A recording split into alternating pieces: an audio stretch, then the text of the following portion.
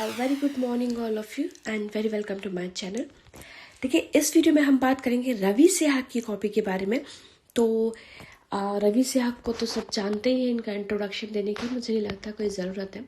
तो चलिए देख लेते हैं कि रवि सहवाग ने अपनी कॉपी में किन किन चीज़ों को शामिल किया है। वैसे इसके पहले मैं बहुत सारी कॉपीज इनकी डाल चुकी हूँ, पर ये कॉपी पहले से थोड़ी सी अलग है, तो इसीलिए इस कॉपी को मैं लेकर आई हूँ। आप इसको ज़रूर देखिएगा और थोड़े से इसमें कुछ टैक्टिक्स हैं वो आप ज़रूर अपनाने की कोशिश कीजिएगा। चलिए स्टार्ट करते हैं। देखिए, ये ज्योग्राफी का कुछ क्वेश्चन है, इनको देख लेते हैं। ठीक है, इसमें लिखा है विस्तृत तट रेखा और अनेक जलमार्गों के बावजूद भारत रेल और सड़क परिवहन प्रणाली से जलमार्गों की दिशा में महत्वपूर्ण प्रणालीगत परिवर्तन करने हेतु अपनी क्षमता को सार्थक करने में क्यों असमर्थ रहा है। ठीक है, तो पहले तो जब हम एक क्वेश्चन देखते हैं तो अगर आपने कभी आंसर राइटिंग प्रैक्टिस नहीं की होगी तो आप समझ सकते हैं कि कितना कॉम्प्लिकेटेड लग रहा है। आप आंसर राइटिंग ना देखें, सिर्फ क्वेश्चन पढ़ें तो आपको समझ नहीं आएगा कहाँ से स्टार्ट करें। ठीक है, तो इन्होंने देखिए क्या किया, बड़ी ही स्मार्टली पहले भारत की तट रेखा के बारे में बताया। भारत में 750 किलोमीटर तट रेखा होने के साथ साथ गंगा, ब्रह्मपुत्र, गोदावरी आदि विस्तृत नदियों तंत्र विद्यमान है।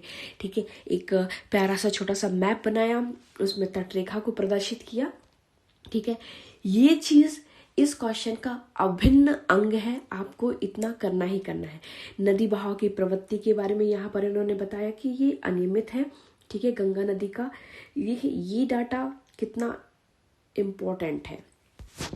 ठीक है, क्योंकि इन्होंने यहाँ पर करंट को लिया है फरक्का में। ठीक है, अल्प आयोग की बात करें, अल्प उपयोग की बात करें तो ये सड़क मार्ग और ये है। ठीक है, मल्टी मॉडल कनेक्टिविटी नीति योजना का अभाव है यहाँ पर, और अंतर्राज्यीय विवाद एवं समन्वय का यहाँ पर अभाव है। अब कावेरी नदी की बात करें तो कावेरी नदी पर तमिलनाडु कर्नाटक विवाद है। शिप बिल्डिंग सेक्टर का अविकसित होना, नदी गहराई में कमी होना, अब संरचनात्मक बाधाएं हैं। ठीक है, कठोर चट्टाने। इन्होंने फिर उसके बाद क्या इसमें क्या किया है, इन्होंने पॉइंट वाइज बहुत ही बुलेट पॉइंट में इन्होंने इनकी परेशानियों के बारे में लिख दिया। अब यहाँ पर ये आगे की राह बता रहे हैं। देखिए कितना क्रिस्प और क्रिस्टल क्लियर इनका आंसर है। अब आप समझ रहे हैं कि इनको इतनी अच्छी रैंक कैसे मिली, यही है उसका रीजन। आगे की राह देखें तो योजना व नीति एकीकृत व समन्वित है। राष्ट्रीय जलमार्ग विकास परियोजना देखी जाए। ठीक है, और तकनीकी विकास, गहराई मापों में संवेदन का विकास करना चाहिए। अंतर्राज्यीय समन्वय, नीति आयोग व अंतर्राज्यीय परिषद में संवाद, उपयुक्त प्रयासों के साथ पीएम गति शक्ति जैसे मिशनों के द्वारा अंतर्राज्यीय व अंतरमय प्रणाली समन्वय से मल्टी मॉडल अल्प संरचनात्मक का विकास व यूरोपीय देशों जैसे राइन नदी तंत्र से सीख लेनी यहाँ पर समय की मांग है। तो इस क्वेश्चन से हमने बहुत ही कुछ सीखा है। देखिए कुछ पॉइंट मैं आपको बता देती हूँ। पहले तो क्लिस्टर क्लियर है, ज़्यादा हौच-पौच नहीं है, बुलेट पॉइंट का यूज़ किया है कहाँ पर अपनी समस्याएं बताने के लिए, और उसके बाद आगे की राह दी है और बहुत ही छोटा एक इंट्रोडक्शन दिया है। और इंट्रोडक्शन वो दिया है जो क्वेश्चन की मांग है। करंट का बेहतरीन समावेशन यहाँ पर किया गया है। नेक्स्ट देखते हैं, भारत की समृद्धि क्षमता संबंधी अवरोधों को व्युत्क्रमित करने के लिए एक राष्ट्रीय संरचना, वित्त पोषण और विकास बैंक की स्थापना के कदम की अपनी स्वाभाविक चुनौतियां होंगी, चर्चा कीजिए। अब देखो ये क्वेश्चन बहुत ही क्रिटिकल सा पढ़ने में लग रहा है, पर अगर हमने आंसर राइटिंग वही नहीं की है, क्वेश्चन की समझ नहीं है या सिलेबस की जानकारी नहीं है, तो ये हम कभी अटेम्प्ट कर ही नहीं पाएंगे। तो यहाँ पर ये क्वेश्चन क्या क्या डिमांड कर रहा है, ये क्वेश्चन डिमांड कर रहा है सिलेबस की अच्छी समझ होनी चाहिए, पता होना चाहिए क्वेश्चन क्या पूछ रहा है, करंट से अच्छा रिलेट होना चाहिए। तो ये क्वेश्चन बहुत सारे डायमेंशंस लिए हुए हैं।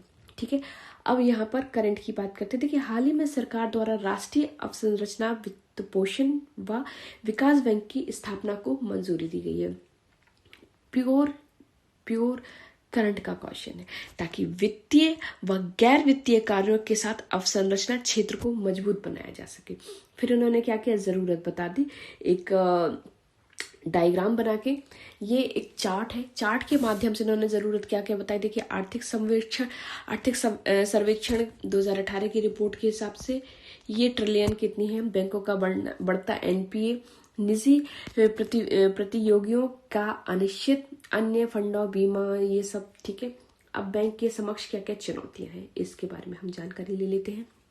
ठीक है, बैंक के समक्ष चुनौतियां देखी जाए तो अवसंरचना का प्रभावी विश्लेषण व भविष्य की लाभप्रदता की जांच कठिन कार्य है। सेक्टर आधारित असमानता, कुछ सेक्टर को अधिक ऋण मिलता है, कुछ सेक्टर को कम ऋण मिलता है, जैसे कि आपको पता है। ठीक है, विशेषज्ञ पेशेवरों की कमी का मुद्दा है। ठीक है, उसके बाद भारत की क्रेडिट रेटिंग का मुद्दा कम होने से विदेशी निवेश मिलना यहाँ पर कठिन होता है। क्रेडिट रेटिंग, आपको पता होगा कि बहुत सारी एजेंसीज क्रेडिट रेटिंग जारी करती है, जिसमें भारत की कहीं ना कहीं बहुत पिछड़ी रैंक देते हैं। पता नहीं क्यों देते, कई बार तो ऐसा होता है कि पाकिस्तान की ज़्यादा दे देते हैं। ये मुझे समझ में नहीं आता है कि भारत के साथ परेशानी क्या है। ठीक है, उसके बाद अन्य मुद्दे की बात करें तो जैसे भूमि अधिग्रहण की जटिल प्रक्रिया है, पर्यावरण विनियमन व मंजूरियां, अवसंरचना क्षेत्र में परियोजना लंबित है, ये इन्होंने बुलेट पॉइंट में लिखा है। अब अगर हम बात करें कि अगर किसी को समझ में नहीं आ रहा कि यार ये लिखा क्या है, तो इसके लिए एक डीप अध्ययन की जरूरत है उनको, अगर आप तैयारी कर रहे हैं तो। ठीक है, अब आगे की राह देखें तो आगे की राह में है इनविट्स और REITs जैसे तंत्रों को बढ़ाना। पहले तो हमें इनके बारे में भी पता होना चाहिए। ठीक है, पर्याप्त स्वायत्ता व कुशल कार्यवर्ग की भर्ती करना। आर्थिक समीक्षा 2018 ने न्याय लंबिता कम करने का सुझाव दिया है। भारतीय कोर्ट व ट्रिब्यूनल सर्विस का गठन करना, वेरी इंपॉर्टेंट। प्रभावी पर्यावरणीय मंजूरी की व्यवस्था का गठन करना। ठीक है, अतः सतत विकास लक्ष्य 9 के अनुरूप प्रभावी अवसंरचना सृजन के साथ ही दीर्घकालिक नए भारत के एजेंडा के अनुरूप सुधार किए जाने चाहिए, यहाँ पर ये बताया गया है। तो हमने इनके 2 क्वेश्चन देखे, दोनों क्वेश्चन की आंसर राइटिंग जबरदस्त है। बिल्कुल कहा जा सकता है कि इन्होंने बेहतरीन प्रदर्शन किया है। अगर आपने कभी इंग्लिश मीडियम की कॉपी देखी होगी तो इंग्लिश मीडियम वाले भी ऐसे ही लिखते हैं, बस फर्क ये है कि ये हिंदी में लिखा हुआ है। पर जब मैंने इनकी कॉपी देखी तो ये मुझे लग रहा है कि ये इंग्लिश मीडियम वालों से भी, कई इंग्लिश मीडियम वालों से यहाँ पर इन्होंने बेहतरीन प्रदर्शन दिया है। तो एक बार इस कॉपी को ज़रूर देखिएगा अगर आप सच में सिलेक्ट होना चाहते हैं। ठीक है, तो इस कॉपी से आपको बहुत ज़्यादा चीज़ें समझ में आएंगी और बहुत सारे पॉइंट्स आपको पता चलेगा कि कैसे कैसे क्या क्या ऐड ऑन करना है। तो इस वीडियो में इतना ही, मिलते हैं नेक्स्ट वीडियो में। Till then thank you and thanks for watching. Thank you.